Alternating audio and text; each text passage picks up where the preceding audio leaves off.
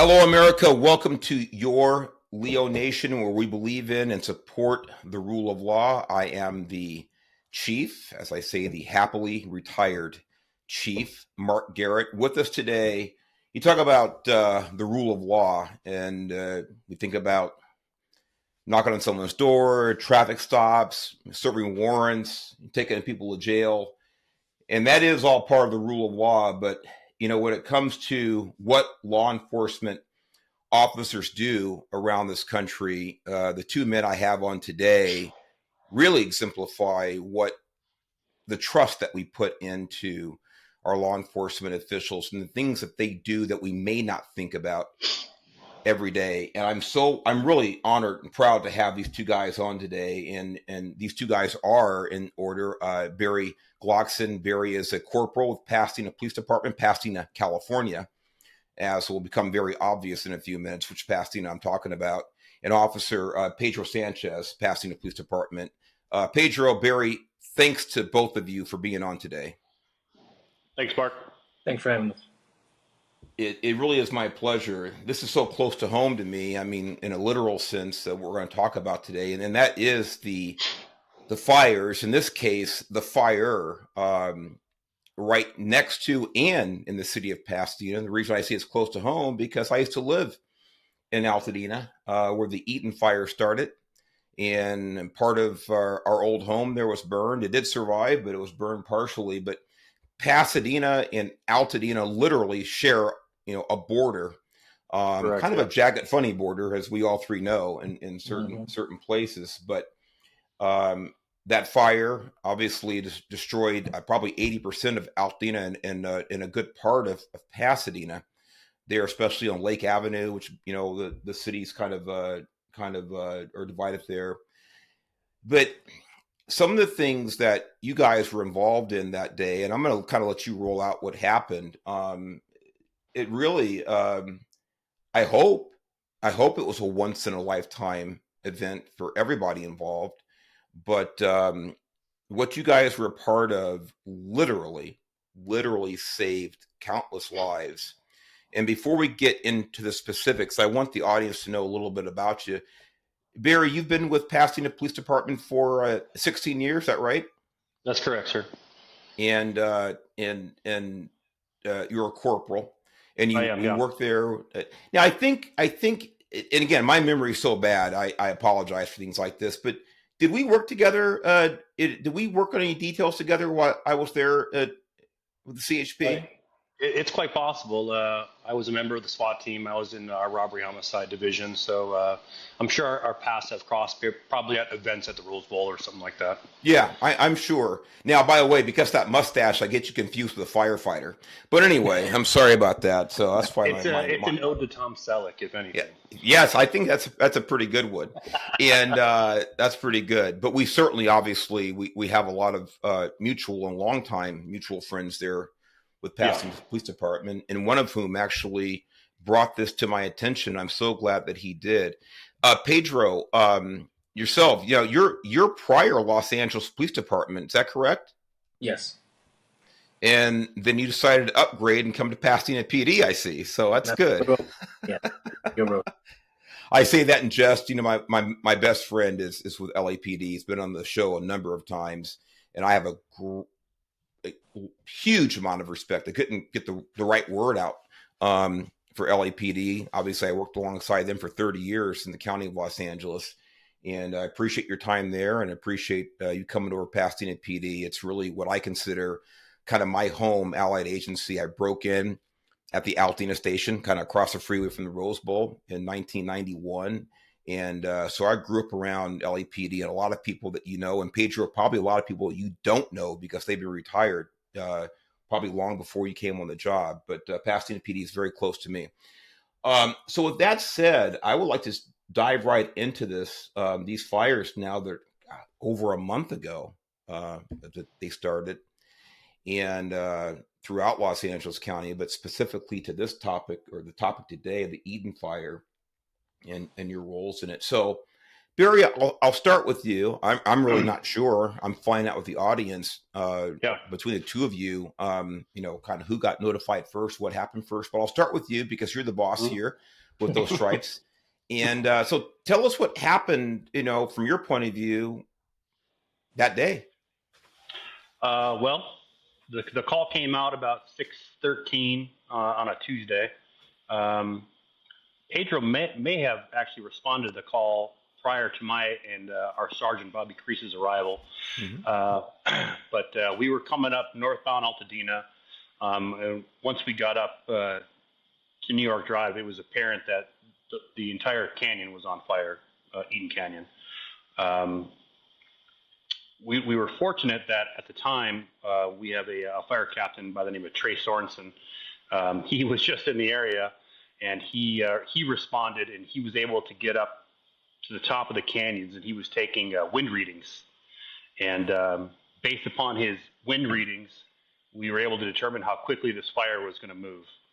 And Barry, I hate to interrupt already, but see, this is fascinating to me. So you had a fire captain, is that right? Mm-hmm. Yeah, that's correct. Now, he was taking wind readings. Is this before the initial calls of in other words, was this pre-planned? He was out doing this just to prepare for the possibility of a fire?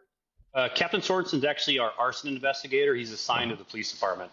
So I think he was just in the area, heard the call come out, and he responded on his own. And he was just up there taking wind readings, and he said, hey, this thing's going to move, and it's going to move west quickly. Mm-hmm. Now, and for the audience, when you said you were northbound Altadena, that's northbound Altadena Drive for everybody listening. And Altadena Drive, it runs in one part, it runs north-south, and then it curves, and it becomes an east-west street. And so if we talk about this, a little confusing, but if you look at north to south, it runs north-south, and then it curves, and it goes east-west. Right. And you're talking about Eaton Canyon. Eaton Canyon immediately borders Altadena Drive to the east of Altadena Drive. It goes straight down into an Eaton Canyon, about where the fire started, just so people can kind of get a picture. And I'm hoping that Anthony will be able to put in for the audience maybe some visuals so people can see what we're talking about. But go ahead. Yeah, once we got there, I had jumped into a sergeant's vehicle with our boss, Sergeant Crease. As soon as we got, I would say within 10 minutes of us being there, directing guys, we basically started sending out directions for streets to evacuate, both in Pasadena and Altadena. We knew that the fire was going to jump Altadena Drive at some point, and possibly New York Drive, and go south into Pasadena. We were overran pretty quickly by the fire. We like I said, we knew it was going to jump.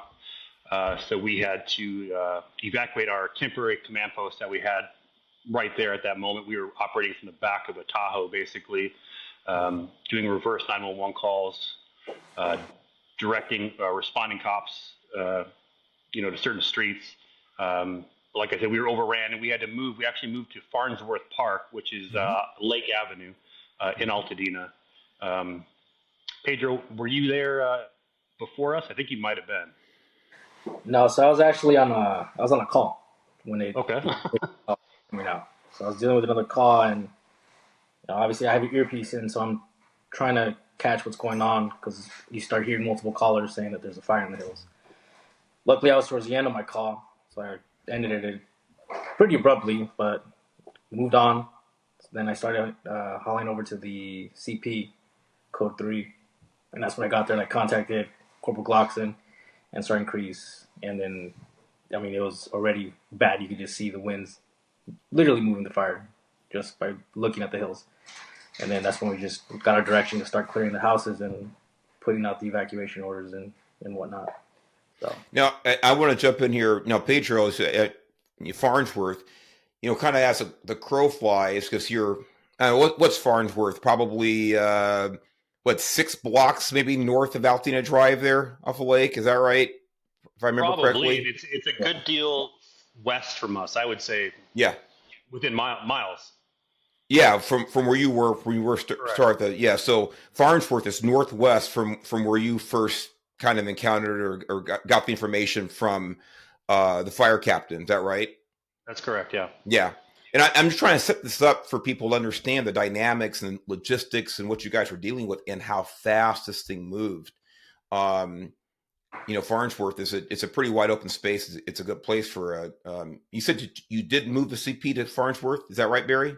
We did. And we actually had to move it from Farnsworth again because that park is gone. That whole neighborhood is gone. Yeah. Yeah. So it went that distance. So when we were at Farnsworth, you could see the flames coming over the ridge lines. And that's when we relocated to the Rose Bowl. Yes. After that. Mm-hmm. Yeah. Now I've been there, obviously, in the neighborhood. Our old house is about 1,400 feet of elevation. Mm-hmm. And just really a block and a half outside of the boundaries for Sanchez National Forest. And we've seen fires on the ridge before and praying that they wouldn't come down, and they haven't.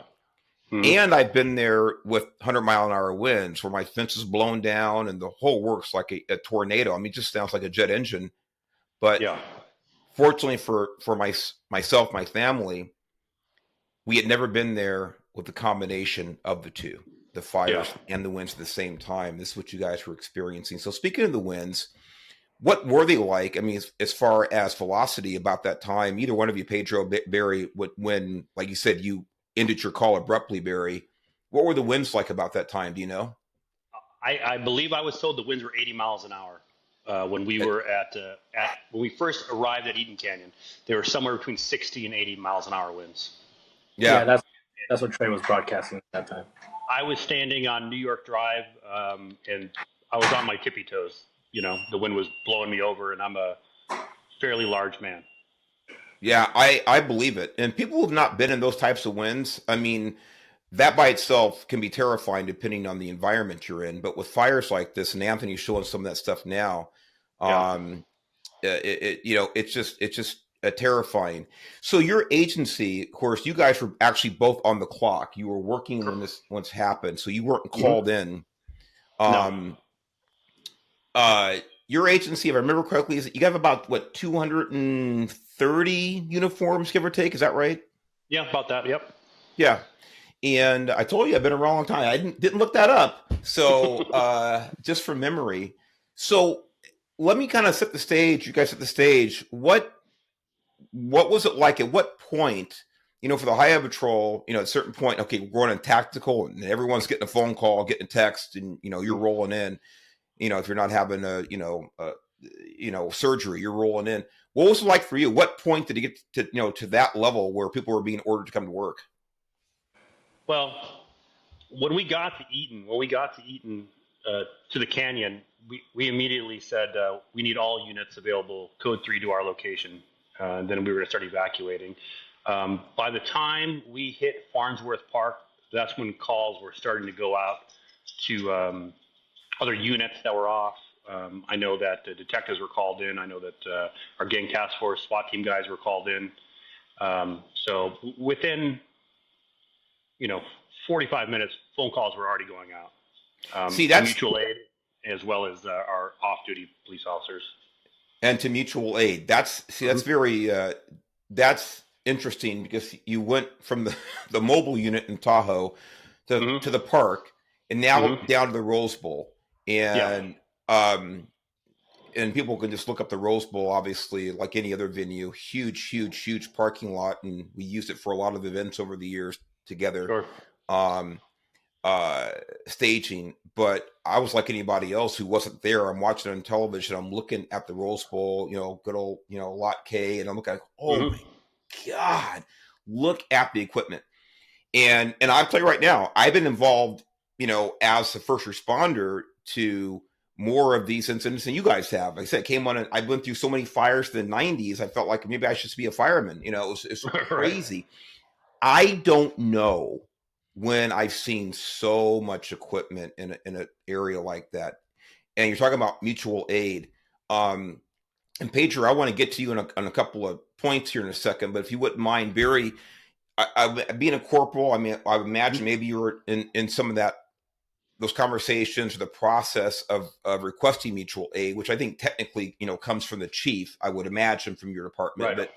I would imagine that you were in that process. How did that work? And explain to people really what mutual aid means in a literal and effective sense. Well, all of LA County is broken up into sectors, as you know, Area C, Area B, and so forth. Pasadena is Area C, right?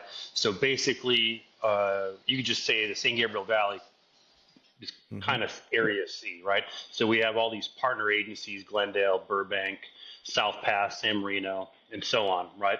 And we all have an agreement with each other that if a call for help is out, that each agency will provide a certain amount of people, based upon their staffing levels.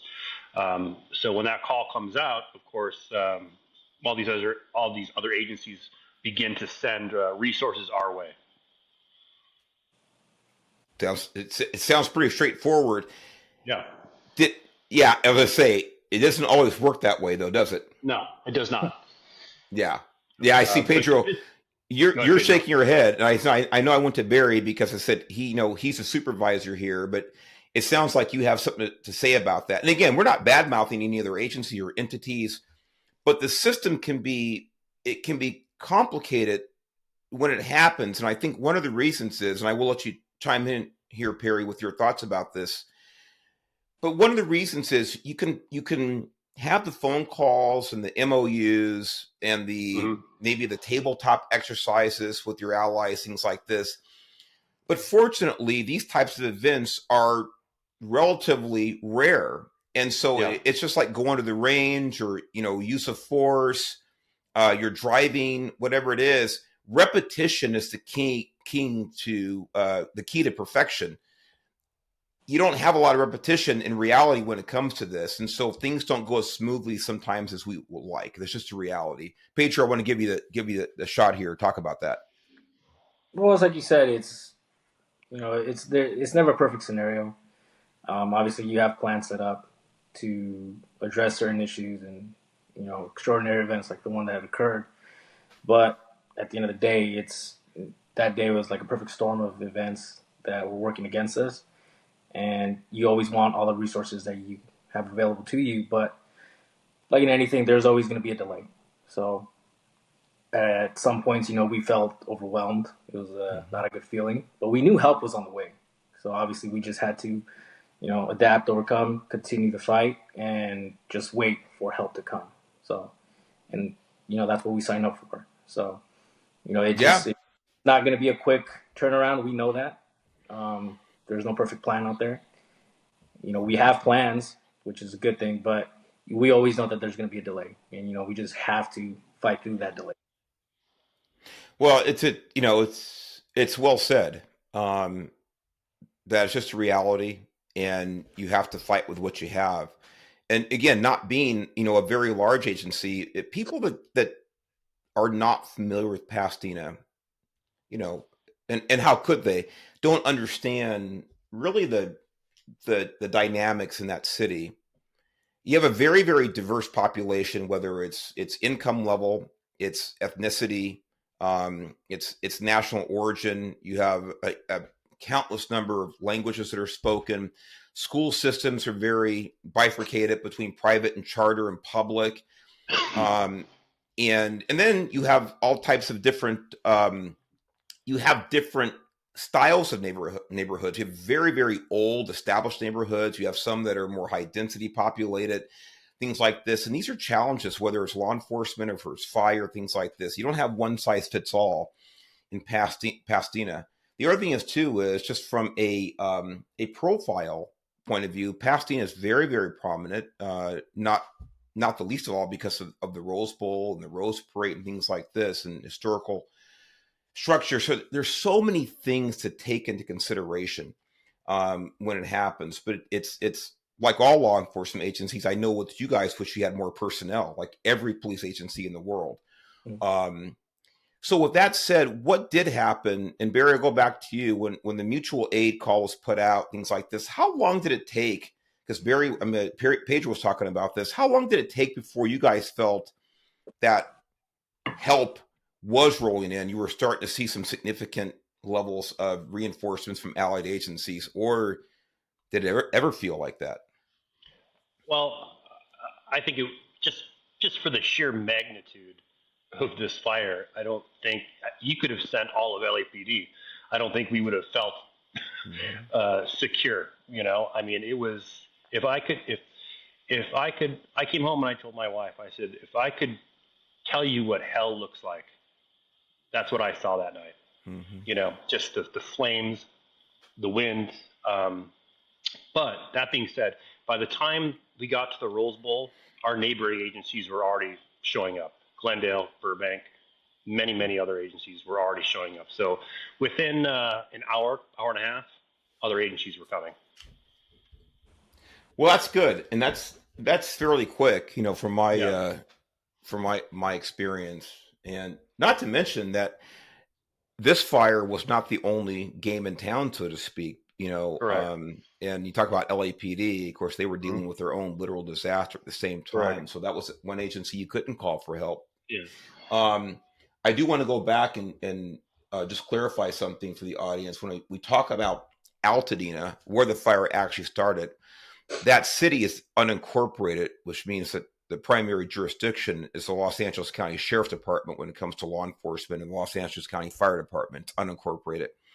And your neighboring city, Pasadena, is incorporated. You have your own police department. But like any other day, if LA County Sheriff calls you or you call them or Highway Patrol or vice versa, whatever it is, the backup is there at all costs. And the mutual aid, even in an informal sense, we're talking about, officer, deputy, or officer, you're going to get the backup, whenever it's possible. But again, there was a lot going on, and even agencies that are responsible for certain territory may not be able to be there before an ally is. And that happens all the time. I would show up and there's LAPD, there's Pasadena PD, happened all the time, to my scene, but they got the call too, heard the call over a scanner or whatever it is, and being good cops, they're just being proactive. But I know there was a lot of that going on, and I want to get into kind of the meat of what's so really extraordinary about what you guys did as a team that day when I talk about saving lives. And this is a case where, look, what is it?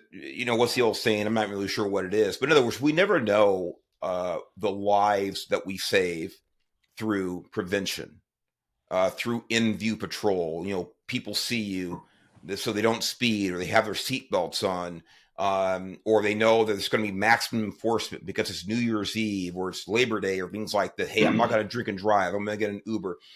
It's impossible to quantify, what number of lives that law enforcement saves just by being out there, and the threat of enforcement if you act like a jackass and do something stupid to harm yourself or somebody else. But there's no doubt that law enforcement does save lives through prevention.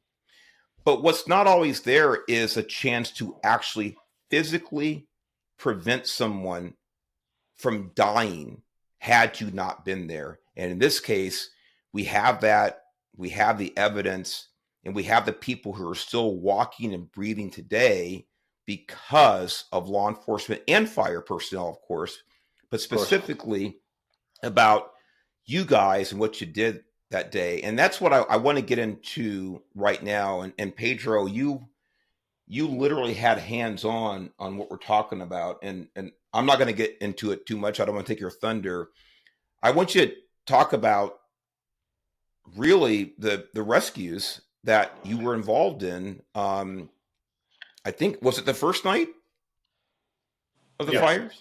Yeah. So I'll take it from there. By the way, you guys can tell me, whoever wants to go first, setting this up. Barry, if you want to, if it was a command post kind of thing, or if really Pedro, it kind of started, from the ground, so to speak. But you guys tell me about this and go ahead and cover it. And we'll show some footage here in a second. Yeah. Pedro, let me just chirp in real quick, because I know that you were 97 at the Convalescent home, correct? Mm-hmm. Right. Yeah. And Barry, tell them what 97 is.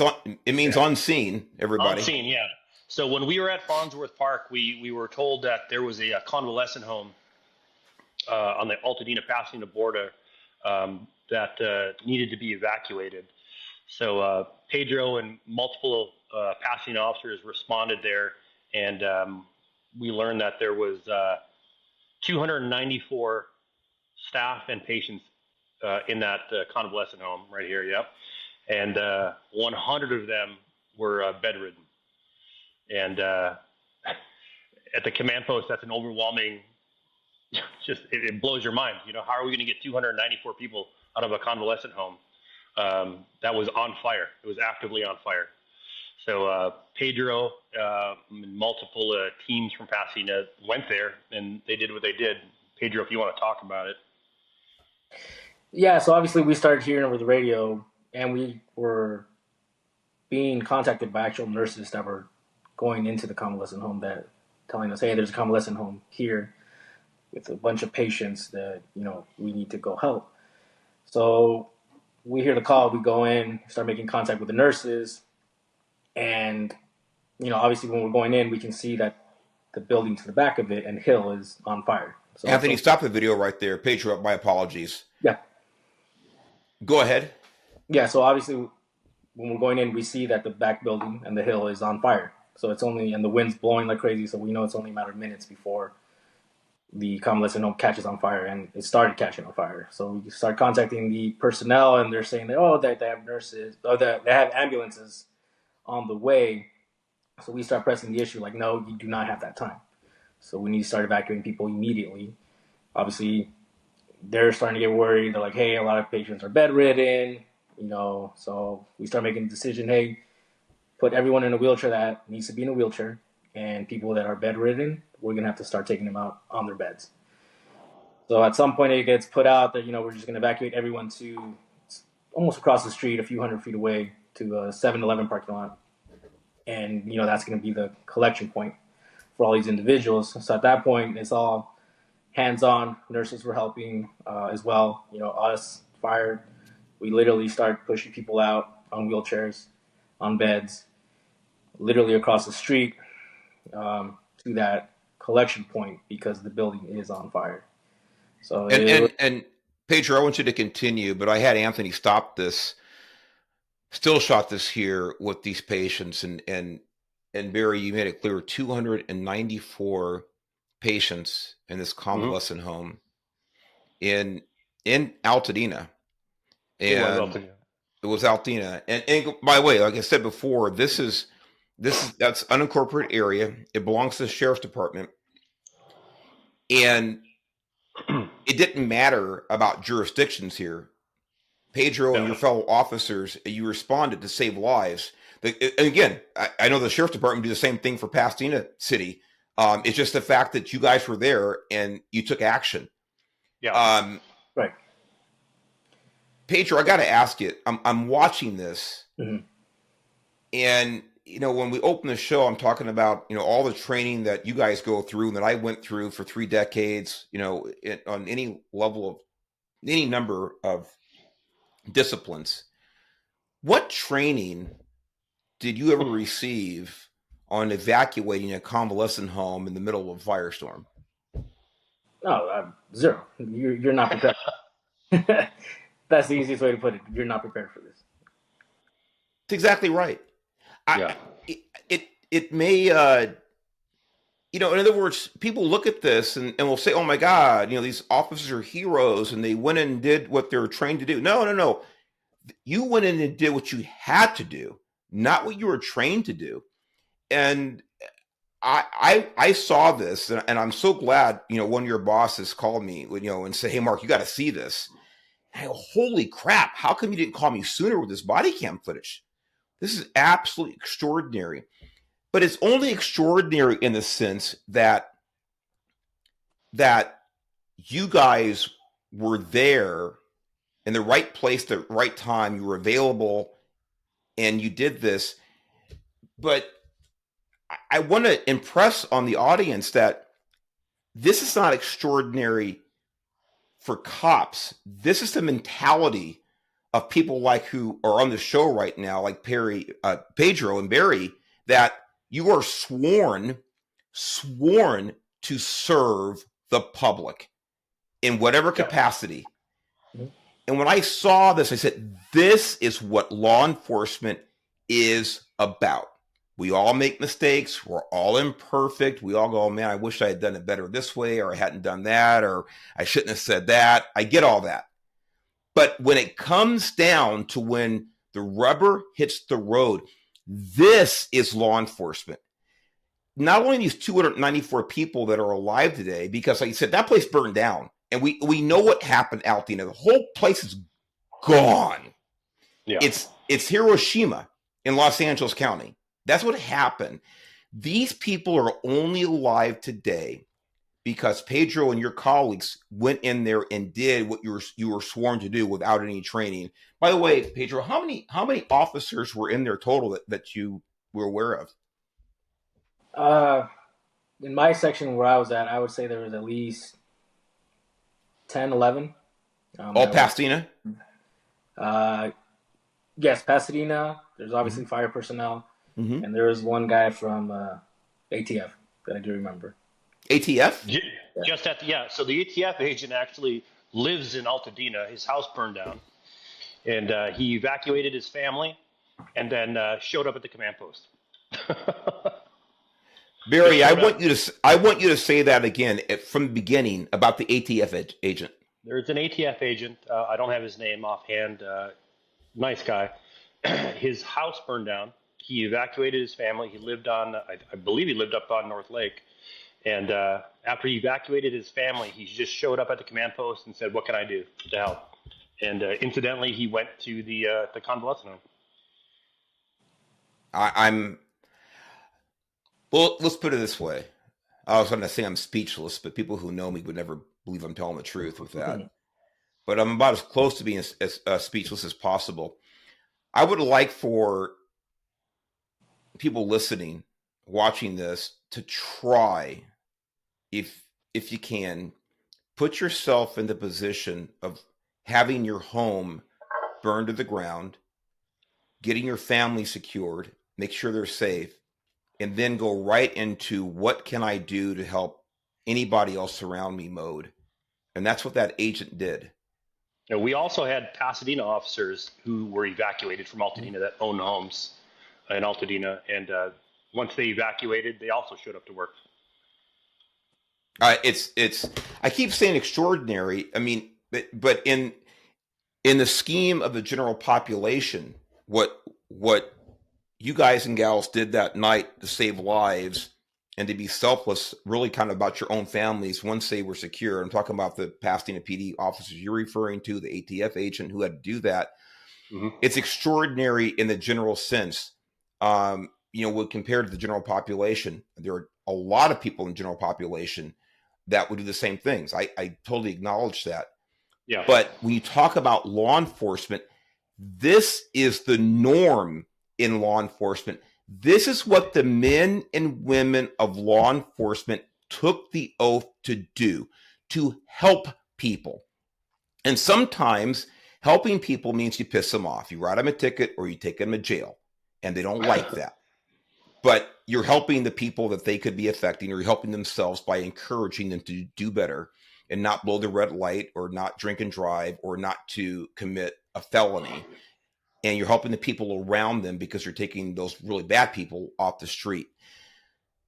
But this is helping people who otherwise would not be with us today if you had not done the selfless things that you did. Pedro, let me ask you this. From the time you arrived at the convalescent home until the last person was out that you know of, until you felt the scene was secure, people were transported away from this fire, about how long was it? I'd probably say 45 minutes to an hour. Yeah. It was just constant running back and forth for about an hour. So, yeah, I would say an hour. I've been in these conditions doing traffic control. I never did anything as far as I'm concerned, as important as this with fires. But I got to the point where if I was going to pass out from the smoke. Did you guys did you deal with that? Did you have any type of protection, any kind of breathing devices, or you just kind of sucked it up, no pun intended? Initially, it was just suck it up. You're running in with the initial response. Obviously, initially, we had nothing. So running, evacuating up in Altadena, and the smoke is overwhelming. But, we got to do what we got to do. So It was bad. You're breathing in smoke. Your eyes are burning. We didn't have any PPE. Eventually, one of our lieutenants showed up with mask and goggles. It was actually when I got supplied, and most of us got supplied of it. It was during the evacuation of the convalescent home. That's when he was kind of the running around, handing it to everyone, which helped in that situation because we were running back and forth. So, yeah, it was a little bit before we got some form of protection. Barry, now were you part of any coordination with this back from the CP, or were you actually on scene, or what was the communication like if you were still in the CP in regards to the evacuation? Yeah. So at this point, we were just trying to find a way to put these people somewhere, and get them out of the fire zone.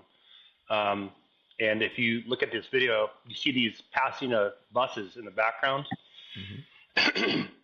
These buses were actually commandeered by Pasadena officers. I love it. I love it. They were parked, down on, I don't know, Hill in Colorado, something like that. I forget where they were exactly. And Pasadena personnel basically rolled up next to them and says, "You're coming with me. Follow me." And we just basically commandeered buses to put these people in. And you can see there's actually video footage of Pedro actually might be in that photo of putting people in wheelchairs inside our Bearcats, our armored vehicles. So I was just kind of working on that, and it's a daunting thing to say, find buses, guys, find buses, or find something, and these guys did it. That's the crazy thing about it all, is they did it. I said, find some sort of mode of transportation, guys, and next thing you know, there's buses just showing up. And and then we took them to the convention center. Eventually, that's where we decided to take everybody. It's wonderful. I mean, it's wonderful. This is thinking on your feet. Yeah. Making these decisions. Say, you know what? I'll go ahead and get spanked for it later on. But right now, my primary job is to save these lives and get these people out of harm's way. I didn't know about the commandeering of the buses to vans, Barry, and it's wonderful. Pedro, now when you arrived, because I see Pasadena Fire Department there, and again, I'm just kind of curious about the mutual aid, and was County Fire there as well, or just Pasadena Fire? No, everyone was there. Everybody was there. The fire guys were there very quickly, which did help, obviously, contain fires and stuff like that. But yeah, I saw LA County, San Marino, Glendale, all our surrounding agencies, as far as the FD side was there. Well, that's wonderful. And we won't get into, again, because I've talked about this on a previous show about the water situation and things like this. And that's for a different show. But I do understand that a lot of the firefighters, some of whom I know, it was a case of there's nothing we can do with this fire. Nothing. We cannot touch it right now because of the winds and its location. And I think to some extent, maybe the lack of water, but certainly because of the winds and, the speed of the fire, the intensity. And so they did as much of this type of rescue operation as they could wherever they could. Now, the other thing is this wasn't the only rescue going on in the region, in the area, Altadena, Pasadena. There were other cases as well. Is that correct? Yeah, I mean, while this evacuation was going on, we were pushing westward, from that location also. At the same time, we were gritting it out. Basically, I was on my phone in the command post because the computers weren't up yet, looking on my phone, giving the information that was based upon by Captain Sorensen what neighborhoods needed to be evacuated. And we were just going off of that, just the wind is shifting this direction. Let's evacuate this neighborhood. And we were kind of just flying by the seat of our pants. Well, in a situation like this, again, it's so extraordinary. Not just because it was a wildfire, but the speed at which it moved. Yeah.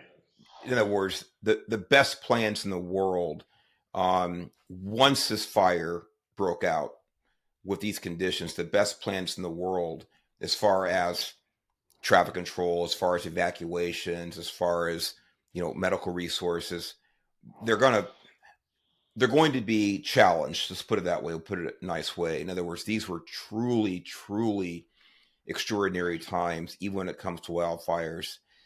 As we kind of wind things down, and Barry, thank you again for I didn't know about the commandeering of the vehicles. It's absolutely great work.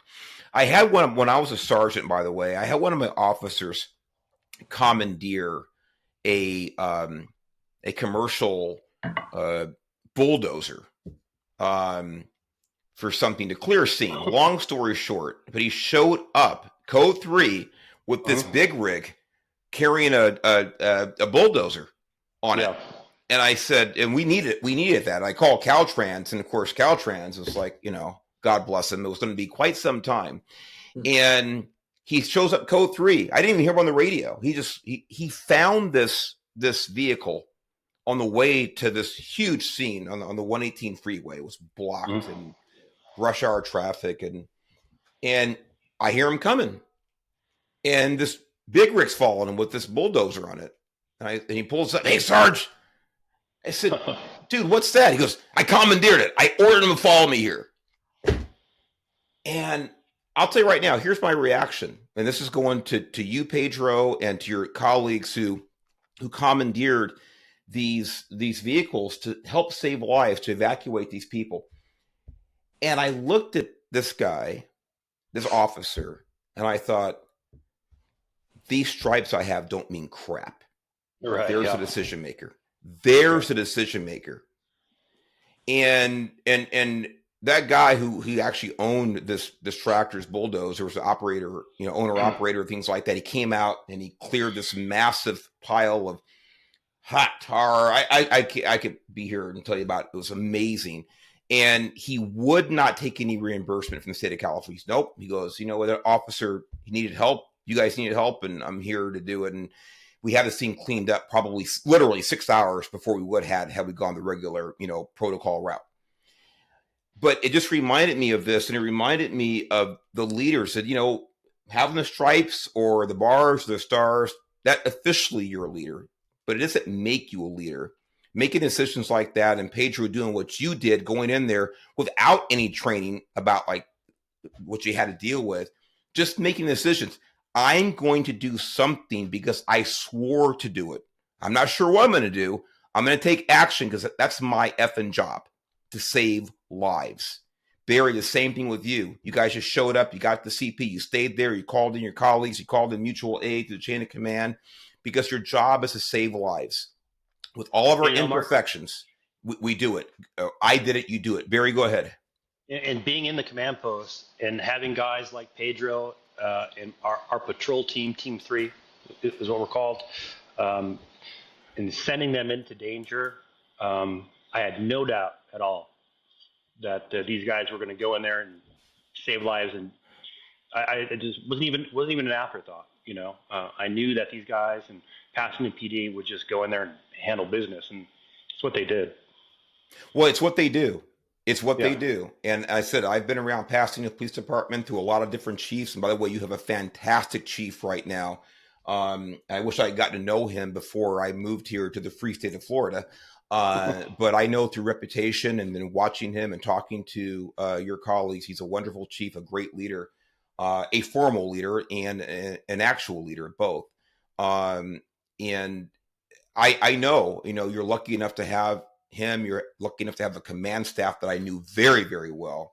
Some of your top managers, and you guys are so blessed and so lucky to have continued a tradition of professionalism with Pasadena Police Department. And it's got a very, very warm spot in my heart, Pasadena PD. And I always pray that you guys maintain the level of professionalism and dignity and that you have since I've been around that agency. Looks like Barry just cut out. Maybe you'll come back. There you are. I'm back. Good. But as we wind down, Pedro, I want to ask you first. And again, I'm putting you on the spot here, but I do want to know, were there any lessons learned, for you, any takeaways that you have time to reflect on? Or I know things are still, the place is a mess. And so there's still a lot of unusual activity from law enforcement point of view, things you have to deal with after the fact right now. But anything you've had time to contemplate and look back on and say, hey, I'm glad I did it this way, or wish we could have done this, or wish we had more of this, or if not, no big deal, but just kind of curious. Obviously, we've debriefed the incident multiple times, whether it's just individually as a team and more as a department. I guess the biggest takeaway that always comes out of it is that communication is key, right? So we thankfully had great leadership, Corporal Glockson and Sergeant Priest at the CP, quarterbacking the whole thing. We had Trey Sorensen as well, who's our arson guy, like Corporal said, who just was at the right place at the right time, who's another quarterback, directing us, hey, shit, the winds are going this way, we need to move this way, and just all of that was done through communication. And, we might have been short on personnel at the beginning and resources just because it was such an extraordinary event, but what helped, keep us in the fight was the communication. So that's probably the biggest takeaway. No matter what situation you're in, how big or small, communication is going to be the key to succeed. I would agree with that 100%. Barry, from your point of view there, being the CP, your thoughts? Again, it just goes to trusting your guys, and gals. Just knowing that they're going to do it, handle business. We learned a lot as far as equipment, things like that. It takes an incident like this to learn maybe we should have this or that, or we need to upgrade this system, which I have no doubt will happen. But it all comes down to trusting your guys. And, we're lucky enough to have some, phenomenal police officers and firefighters in Pasadena. You certainly are on both agencies, and I know your fire chief actually quite well, and another fantastic leader, a good man, a great leader. And I'll be in touch with him pretty soon. And we know that one of his firefighters lost his home, and still went out and battled fires. These are extraordinary people. I know I've used that word extraordinary quite a bit, but again, if everybody watching, listening can try to put themselves in that position of losing your home and then going to work to help other people.